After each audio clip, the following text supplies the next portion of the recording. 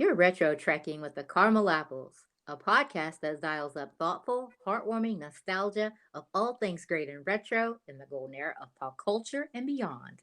I'm Kennedy Rizzo. And I'm Cooper Lee. This week, we'll be discussing what was completely memorable when it came to finding easy, light, and airy entertainment that shaped so much of the retro pop culture we are most familiar with. So much satire, many laughs were ushered in with this one. Are you ready to Orchard Trek Retro with us? Join us this week as we deep dive into the history of the lovable retro primetime sitcom Three's Company. One, two, three, four.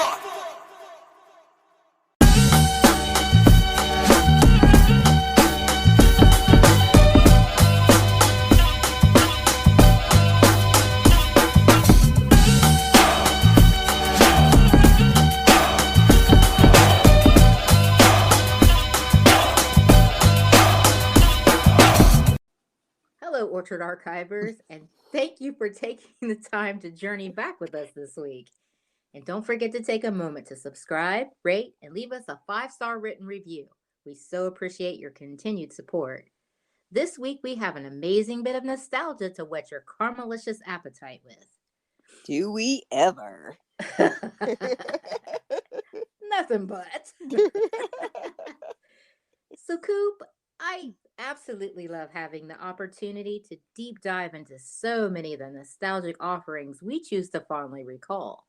They're also entertaining, and most of our retro memories, the stronger ones, come from living and experiencing them from being smack dab in the middle of living life back then. The wonderful existence of a Gen Xer.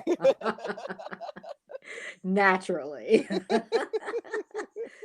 But this week, our chosen retro entry is amping up to be quite the fun one. Don't know if you're feeling similar about recounting the wonderful, fun history and backstory surrounding the old primetime sitcom Three's Company, but not gonna lie, the recollections aren't as strong with this one, for obvious reasons. Yeah. Three's Company is familiar to us in a sense of it being a huge mainstay in the realm of retro pop culture. Plus, we were very, very young back when this sitcom came onto the airwaves in its prime. Mm-hmm. But thankfully, we're familiar enough with its concept. Plus, with avid research, can we begin to take on launching a most refreshing discussion on Three's Company this week? Oh, that is so true, Coop. So, are you ready? I am. Okay. Let's get rolling into our Carmelicious discussion. Okay. So, Three's Company is a comical as well as relatable sitcom where it showcases the nutty misadventures of three roommates living in the close quarters of an apartment on a trendy Southern California beach. The three roommates comprise of two ladies and one guy who often dials up zany, witty, comical fodder amongst themselves, right along with their neighbors. Coop. I've actually taken the liberty to watch a few episodes of Three's Company a few weeks ago, and it really is quite entertaining and enjoyable. Oh, cool. Oh my gosh, there's sarcasm, as you said, lots of wit and such. But simply put, when you stumble upon the entertainment unfolding within Three's Company, easily hijinks ensue. You're always totally in for a good time. Sure is. Sure is.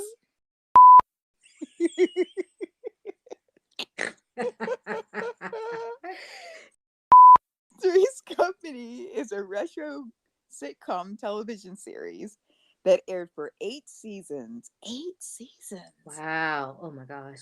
Yeah, on the ABC network from March 15th, 1977 to September 18th, 1984.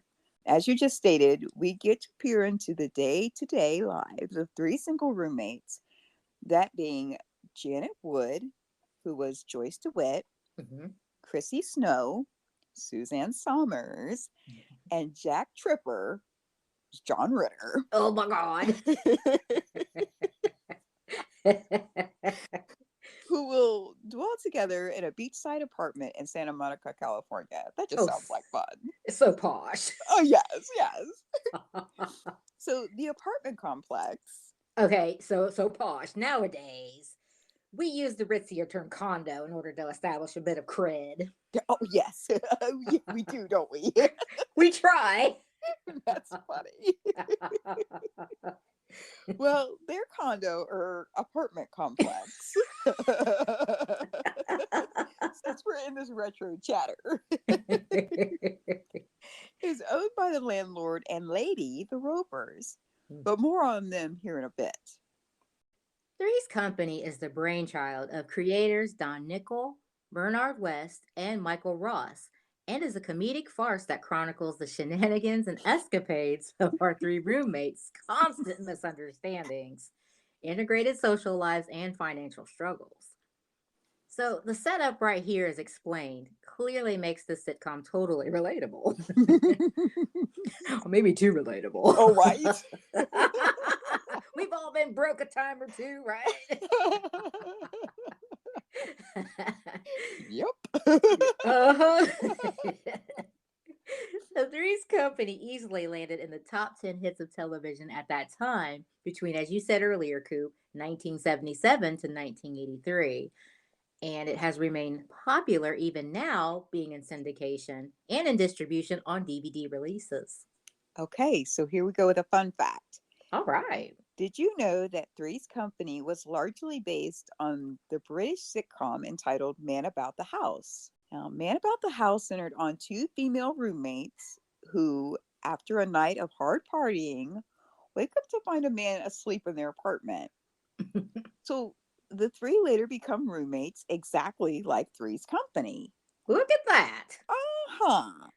So, speaking of one of the common issues that come along with roommates dwelling together, that being financial issues.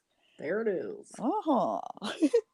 Janet, Chrissy, and Jack, living in a nice area beachside in the Santa Monica area, which was about being supported by each one's respective employment, dial up plenty of gags. Mm-hmm.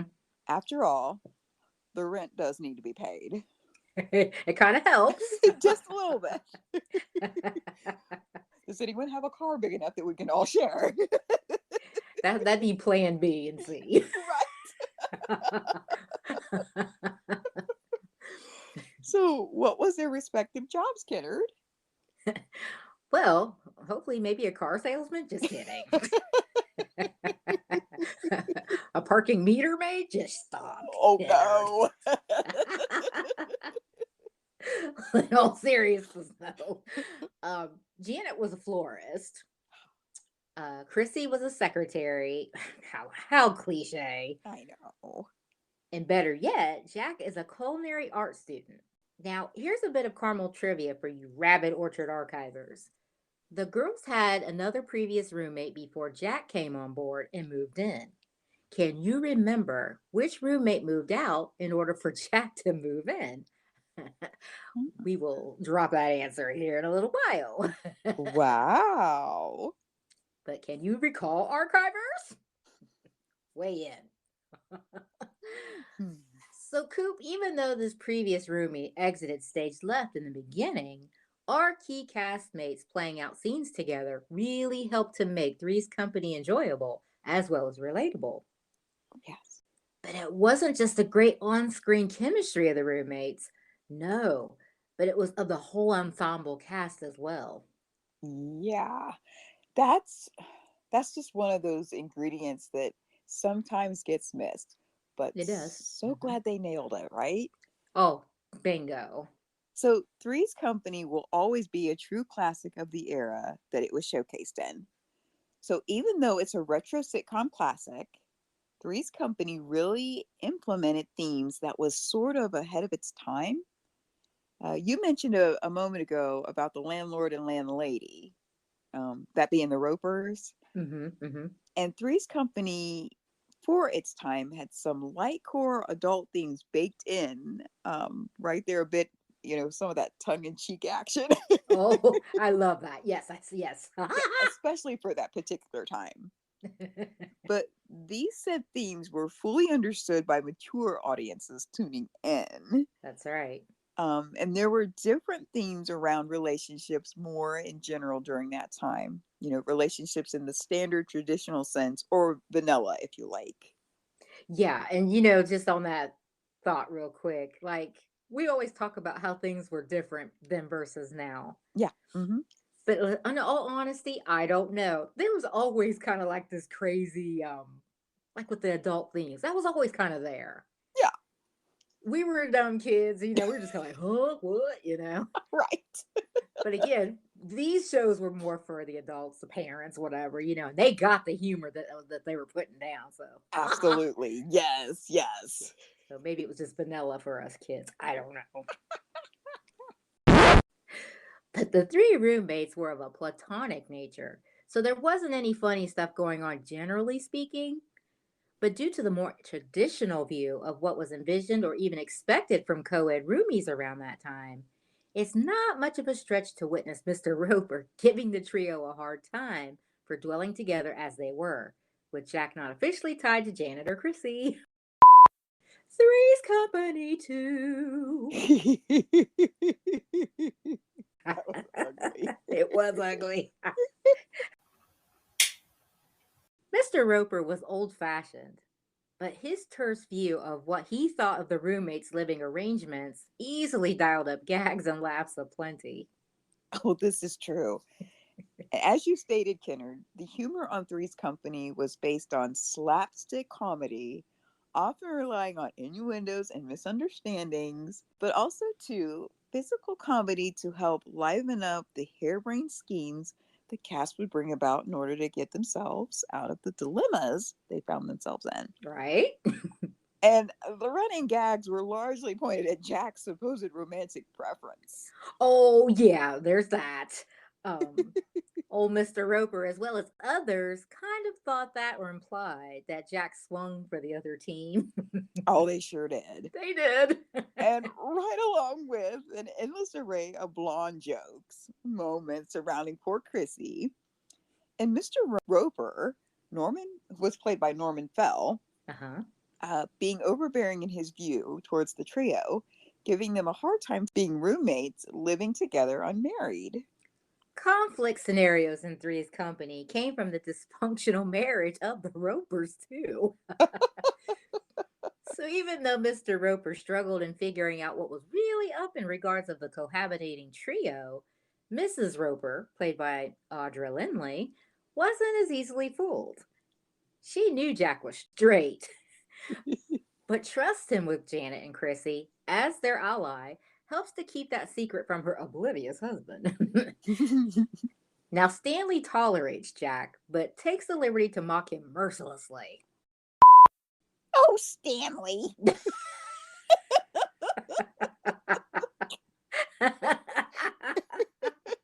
I love it. So, in Three's Company, it is noted that the landlord tenant relationship wasn't always the most congenial. The character Mr. Roper was definitely the high strung landlord to the three roomies, but he wasn't a complete work of fiction. Now, was he, Goop? No, not at all. Fun fact, actor Norman Fell, who brilliantly played Mr. Roper, actually confessed that he patterned his character after someone he knew in real life. Oh, And he summed up that character as someone who, and I quote, just can't do things right, and yet he thought he was the cat's meow, end quote. Which Jack carries on until this fun fact. oh, more. Oh, yeah. Fun fact. Audiences loved Stanley and Helen Roper so much that they launched a spin-off series for the two of them called The Ropers. You told my wish. Oh boy, they stretched on that one, didn't they? They did. So So The Ropers aired on the ABC network from March 13th, 1979 to May 15th, 1980. Okay, so that only lasted about a year or so then. Yes. Okay. So, although they didn't return to the show, Jack, Janet, and Chrissy continued their zany escapades with another fun but nutty landlord. Okay. And that was Mr. Ralph Furley. Oh no. I know. Played by the talented Don Knotts. But true to Jack's penchant for dialing up Henri, he takes it upon himself to keep up the ambiguous charade of keeping the landlord guessing on which team he was batting for. Jack is a mess. He really is. He was honed in, wasn't he? Yes, he was. Go cook some food. But Coop, the fans love them some Jack Tripper. Oh, yeah. He is the only character to appear in each and every episode. Oh, wow. Yeah, yeah. So even though Three's Company had three standout stars, John Ritter clearly was numero uno for both the producers and writers, apparently. Yeah, which too might explain his big salary. Oh, Yeah, it is said that he made, get this, $150,000 per episode. that's some coin.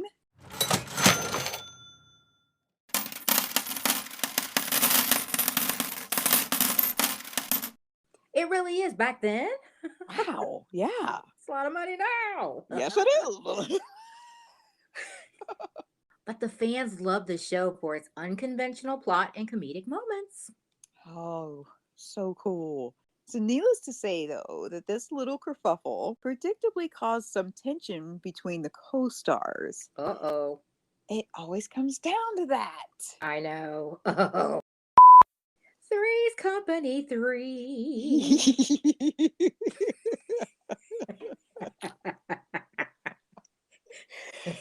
Oh my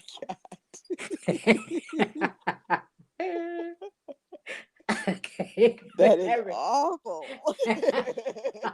I need to stop.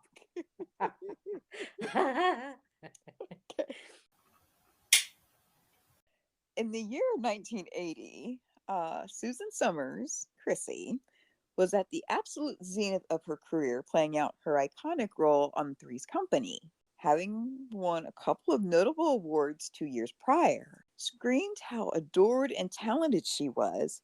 So, what does she do? Miss Summers decides to ask for a pay raise for appearing in Three's Company. Okay, that didn't seem unreasonable. Right? Right? So, what are we looking at numbers wise? I mean, we had stated that John Ritter clearly made 150K per episode. What did Suzanne Summers make? For comparison's sake, Susan Summers was paid $30,000 an episode. Okay, which is still quite a bit of change, Exactly. Not but too shabby. that's a huge discrepancy though. Oh, yeah. Yeah, yeah, yeah. So, Okay. not to the average Joe or Jane of Main Street, but, between the differing salaries, she was receiving a fifth of what her co star was receiving, despite being in the same number of episodes and sharing screen time. Uh-huh. Yeah. So, we can evidently see the glaring discrepancy in that her pay was far below his. Mm-hmm. So, what's a girl to do? This unfortunately was a big issue then, as it still is, an ongoing issue in current times. Yeah, and just real quick, like a few months back, like in Hollywood, there was a writer's strike, and I think that was kind of thrown in the basket of complaints. Oh, okay. Interesting. Yeah, because people were like, this is way back when. This is back in the, in our decade time parameters. But I mean, I think it still is a problem. And they're like, enough. You know, you need to pay us for our time and our talent. You need to see that what we're worth. Pay us for what we're worth. Exactly. Like that wouldn't really be any different than, okay, we're talking like high dollars, but if we're Mm. also going to compare it, like if someone's getting paid $40 and someone working right next to them is getting paid 12 or 5 and they're Yeah, doing the exact same thing, like, I mean, that's huge. That's a huge discrepancy. that happens all across the board, all across any career specters. Yeah. So, I mean, you could totally see where they're coming from with that. A- Absolutely. That is messed up. Let's see what happens. Does Chrissy get away with this? Let's see. Let's see.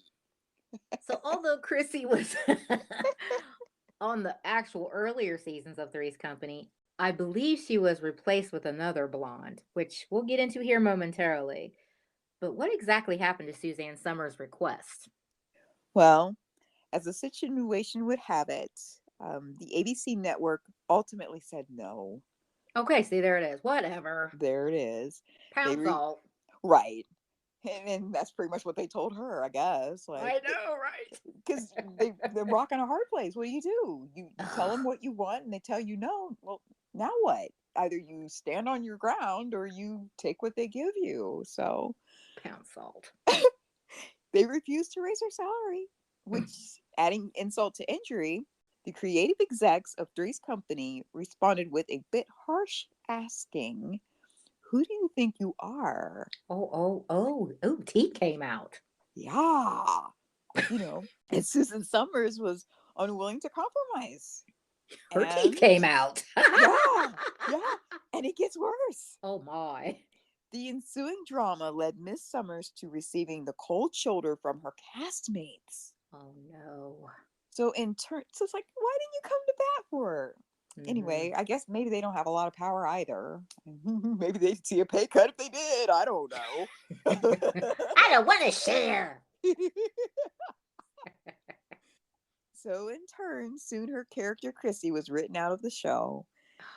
And in an effort to teach other female actresses a lesson, Chrissy was fired. My goodness, who did they think they are? I don't know. Oh my goodness. Yeah. Well, ABC Network, that's who. Man, they weren't in the mood for any funny stuff, were they, Coop? Apparently not. I mean, we're talking about she won awards and stuff for her appearance in the show. So it isn't like she went in like, I've only done one episode. Can I get a pay raise? Like, you would think they'd look at her body of work and say, yeah, this is what's going on. I don't know. But that makes sense, see. Yeah, there you go.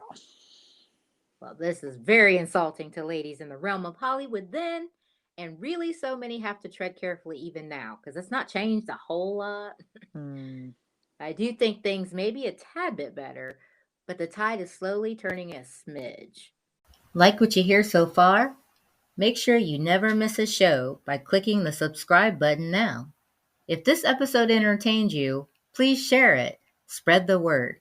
This podcast is made possible by listeners like you. Thank you for your continued support. Now, back to the show.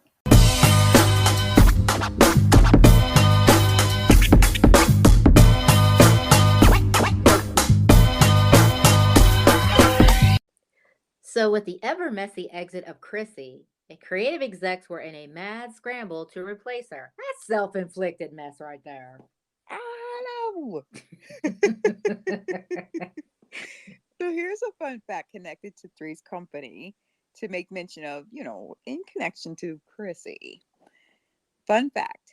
Did you know that it is said that in the opening credits for Three's Company, viewers see Jack ride his bike past a brunette lady who has her back turned to the camera and he falls off of it, his bike. Oh no. um, this lady was actually Suzanne Summers in a brunette wig. Oh, that's cool. Yeah. So speaking of brunettes, we'll get to our star one here shortly. That is part of the trio. But first, the creative execs needed a replacement for Chrissy. So our retro thoughts are still in blonde mode. That's right. So, as the creative execs would have it, in order to save face, they gracefully tried to patch up, explain that Suzanne Summers' exit from the show, like they said that she was replacing her character Chrissy, Yeah. by having a roommate baton passed to her cousin Cindy. Mm. And this Cindy was played by actress Jenny Lee Harrison, who appeared in seasons 5 through 6. Oh, okay. But it Once, ran for 8 seasons. yeah, exactly. So Okay. the muscle behind Three's Company, they had it. They were flexing, but I think there was a lot of untold injustice about it. Ah, Yeah, it's not. I wouldn't have liked it, but whatever. ah. But it would seem that Jenny Lee Harrison wasn't a great choice for the part, and after poor performance numbers, Cindy was also replaced. Oh boy. That's right. So the next replacement for Chrissy was then Terry, played by actress Priscilla Barnes, who showed up in season 6 through 8. Okay, now we round out the number. Yeah, are we keeping up with this now? You got your pencil smoking there? Oh, yeah. Good, because there's more to come. So Priscilla Barnes said that the behind the scenes set of Three's Company was not enjoyable at all. Oh, no. Go on. Yeah, so all this hot mess is not rumored, apparently. Hmm. Well, it sounds like things happened in shotgun fashion. It is said that the cast would receive the script on Monday, rehearse from Tuesday to Thursday, and then shot on Friday. Yeah, that's a real intensive schedule. Yeah. I mean, it's like, do these people sleep or eat? I hope so. Yes. But each episode was shot 2 consecutive times using different audiences, implementing a 3 multi-camera system. Okay.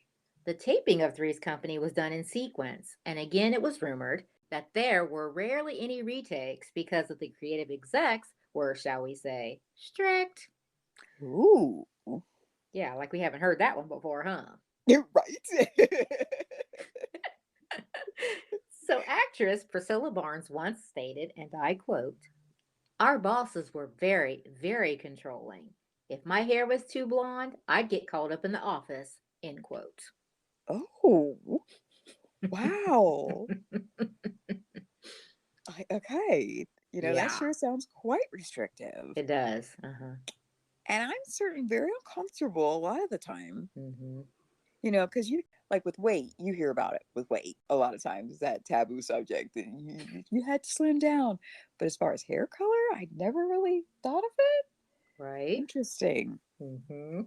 You know, but she hung in there as best she could, and according to what information we've gathered on Three's Company. Hmm. So, well, on a lighter note, with the introduction of new characters and roommates, obviously, the intro or opening credits had to be updated too.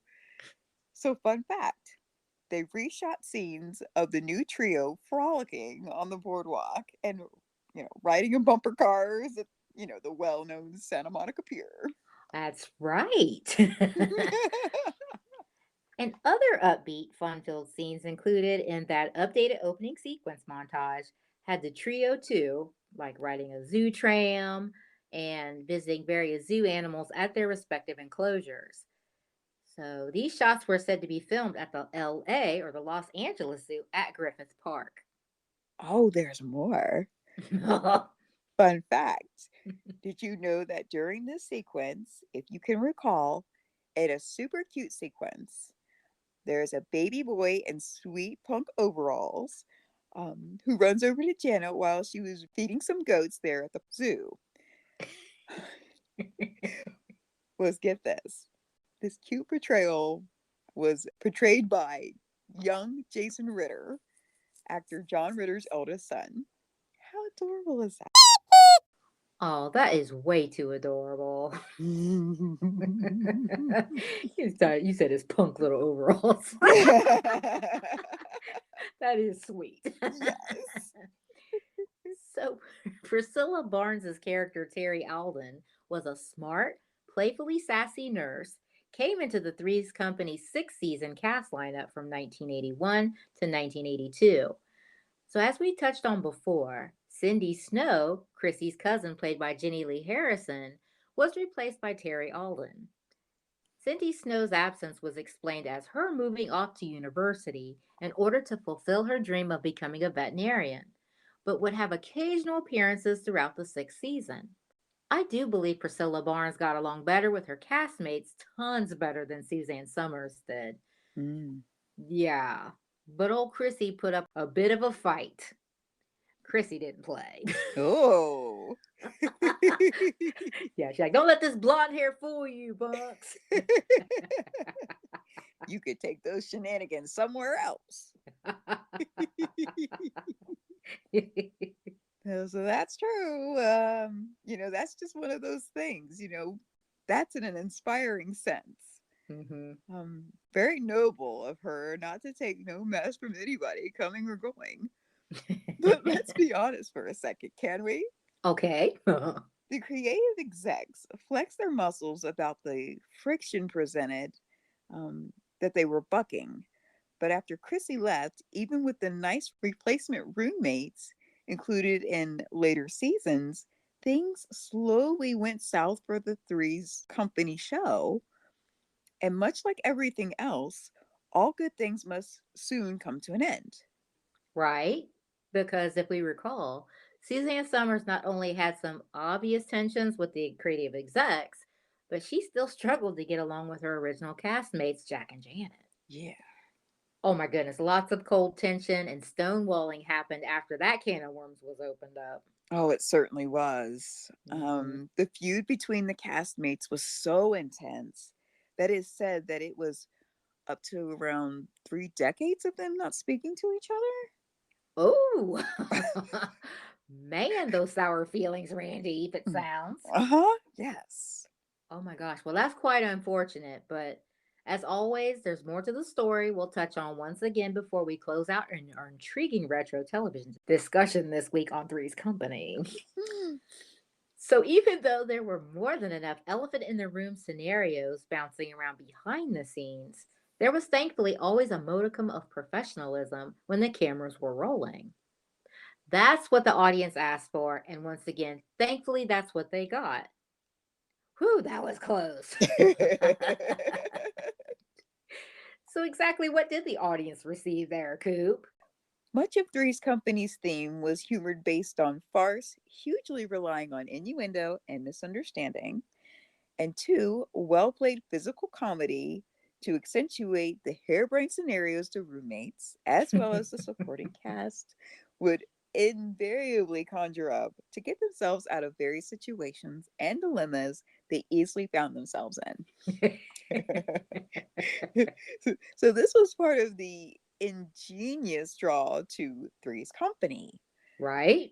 Running jokes are often based on guessing Jack's romantic leanings, Mr. Rover's grouchy old man shtick, that, let's just say, irritated his poor wife in the oh so many Chrissy moments.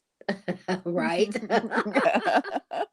But two, conflict often came from the dysfunctional marital union of Mr. and Mrs. Roper.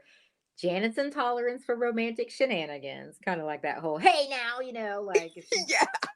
if you guys are having a date, why, where's my date? Goodness, yes. And lastly, Jack's friendship with obnoxious neighbor Larry and Larry's abuse thereof. Neighbor Larry Dallas was played by actor Richard Klein. Well, wasn't Larry a bit of a self proclaimed ladies' man, Bucko? He was. Goodness. Oh, corny one. But now that you've mentioned him, he has a nod to his contribution to Three's Company. So get this fun fact. Did you know that out of all the cast members and or characters on Three's Company, that only Jack, Janet, and Bucko neighbor Larry appeared in all 8 seasons of the show? But it should come as no surprise that Jack, being the long-standing roommate to make an appearance in every episode, next to Janet, also appears in each episode, albeit one, which was in season 3, in an episode entitled Stanley's Hotline.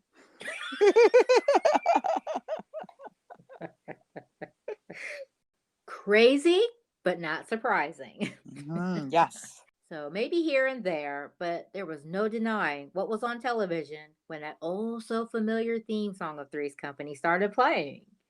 I mean, you'd hear it and it instantly takes you back effortlessly. Come and knock on our door. Three's Company Juice. So the theme song was almost like a lyrical fingerprint. In its very essence belonged and clearly identified Three's Company. Oh, yeah. But in all honesty, that's how well done most things were crafted back in the day.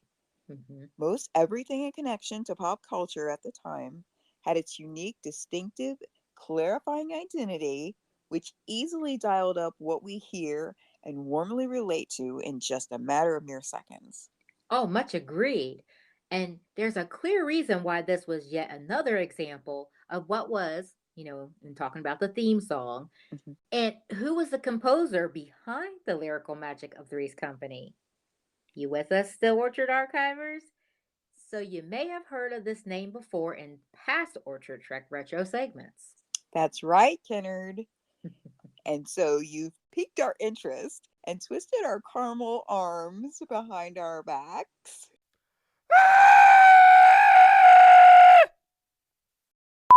That's right, that's how I roll.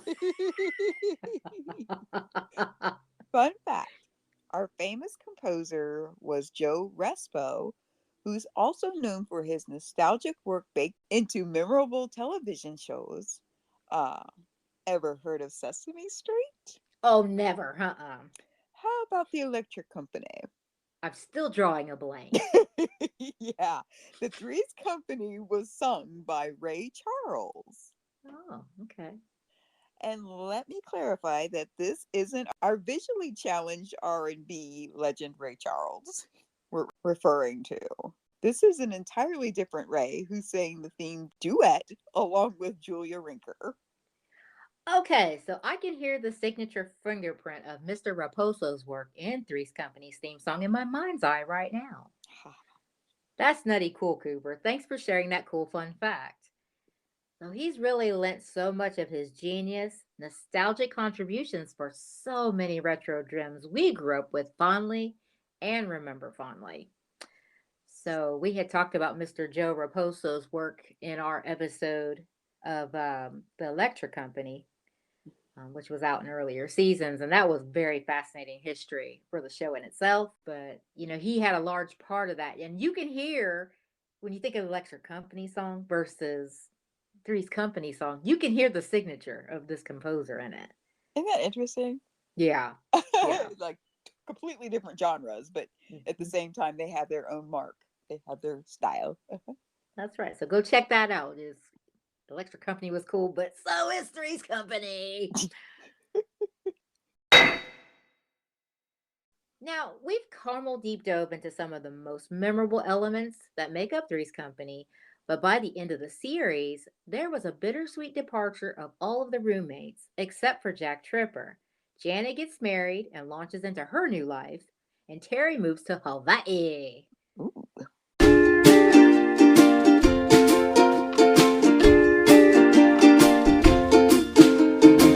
Jack segued on into the spinoff entitled Three's a Crowd. Which, fun fact, was syndicated as Three's Company 2. That's TOO.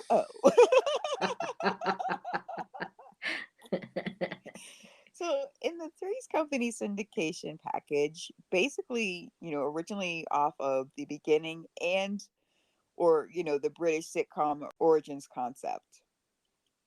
Well, we've made quite a few references about how the original castmates struggled through the years and through production of the series involving bitter differences and hurt feelings, giving each other the cold shoulder or engaging in a bit of relational aggression towards Chrissy in the earlier years. To say that relationships were strained would be quite the understatement. Yes. And on a sad note, John Ritter tragically passed away on September 11th, 2003, from a massive heart attack. Oh my. How tragic. I Mm-hmm. remember that. Yeah. But in regards to the decades long feud between the OG Three's Company crew, you will be glad to learn that Suzanne Summers and John Ritter actually buried the hatchet. Oh. Yeah, and she was able to reconcile with him just mere days before his untimely death. That's both good but sad all at the same time. Bet she was glad she made the effort, to find peace with all of that. Talk about just at the right time. I know, right? Yeah. But what about Suzanne's apparent beef with Joyce DeWitt? Oh, yeah, that. So the indifference was strong between these two as well. Okay, so we spoke earlier about how these two, and specifically, they had carried on a 3 decades long of not speaking to one another. So the $1,000,000 question is, did they fix things? Well, you'll be happy to know that the two former castmates did indeed finally reconcile and forgive one another for the previous upsets and misunderstandings that they had. Oh, glad to hear it. Yeah, bravo. And fun fact, this was just in time to collaborate and appear for Suzanne Summers' web series entitled Breaking Through, which aired on February 2nd, 2012. Oh, that is so nice hearing that their 3 decades long indifference with each other led to much needed forgiveness and reconciliation. You know, that's a nice lesson for all of us, you know, when it comes to forgiveness and such. And just in the nick of time, too. Oh, yeah, you said it. Suzanne Summers was quite the trooper in both her career as well as her personal life, and had had a few brushes with some concerns here and there over the years concerning her health. Oh, okay. Yeah. The actress slash businesswoman had such familiar business ventures we remember quite well in retro pop culture, like the 80s wellness or exercise gadget, the Thigh Master. Remember that? Totally remember that. It's like, it seemed like a good idea at the time. And I think there came knockoffs, right? Yeah, probably. So yes, the Thigh Master, among other things.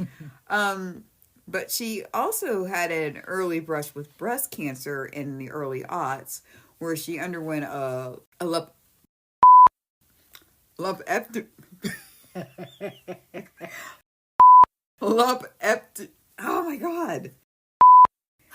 lumpectomy, followed by radiation. Over the years, other misfortunes came and went, but all through that time, she mostly tried staying positive and busy in her life and career. Mm-hmm. Sadly, though, ever so sadly, Susan Summers passed away at her home in Palm Springs, California in October of 23. I think it was the 15th of that month, from breast cancer, which came again. That's sad. Yeah, it had returned, unfortunately. Okay, so that means 2 of the original 3 roomies on Three's Company have passed away. Yeah. That means only Janet, aka Joyce DeWitt, is the only remaining OG roommate. Yeah. Wow. Yeah. But Janet had some bumps in the road in her personal life as well, but we'll spare her some dignity and keep this positive caramel vibes since she's still alive and well and, you know, no doubt embarking on other exciting career ventures while she's still potentially aiming for. Nice. And one more thing to add before we caramel close out this week's trek. Three's Company completed its production after 8 whole seasons in 1984. Due to the sitcom being received so well during its stellar run, it was nominated for 5 Emmys, one of which won, as we briefly noted previously, it garnered not 1, but 2 spinoffs. Very impressive. Oh, yeah. Now, Kennedy, this was a nice trek down memory lane involving retro television great Three's Company this week. The one thing that stands out to me personally is that what really made this show great was the whole entire cast. You know, that ensemble, they just worked together. That's the ticket. You know, John Ritter owned the show, though, by showing that he was a master of physical comedy. There's always a Colonel Mustard. Yes. It was his jam, and he nailed it. He did. And as far as I'm concerned, the show had 3 leads. That being Jack, Janet, and Chrissy. Mm-hmm. They played their humor off of one another brilliantly. I mean, naturally, Jack was the catalyst for the premise of the show. But there's no denying that the OG3 contributed equally to the series' warm humor. Yeah. Now, Three's Company notably went through many changes over the course of its run, but honestly, due to good writing, directing, producing, and such, it never lost its timing. And it easily pulled the rapt audience in and entertained. It made us chuckle for reals. When the humorous Don Knotts stepped in place of the Ropers as the nutty landlord, he too added something special to the series that kept us on the edge of our seats laughing. Three's Company was such an excellent retro gem. Why don't you do yourself a favor and watch an episode or two of Three's Company? With all of the harsh reminders all around us on how times have indeed changed, this series is a light, silly, simple comedy that can relieve stress and take you back to much calmer times. Despite its behind-the-scenes turmoil, the end product didn't disappoint. Three's Company was one of the funniest sitcoms to ever grace the retro airwaves. Well done, guys. Nice.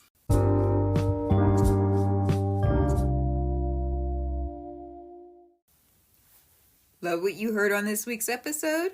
Well, the answer is simple. To tune into future treks and to the Orchard Archives, meet up with us here next week. Same time, same place at the sweet spot. And it would mean the world to us if you could leave us a shining review and feedback. Spreading the word really is the best way to grow our podcast and explore more iconic memories. Thank you.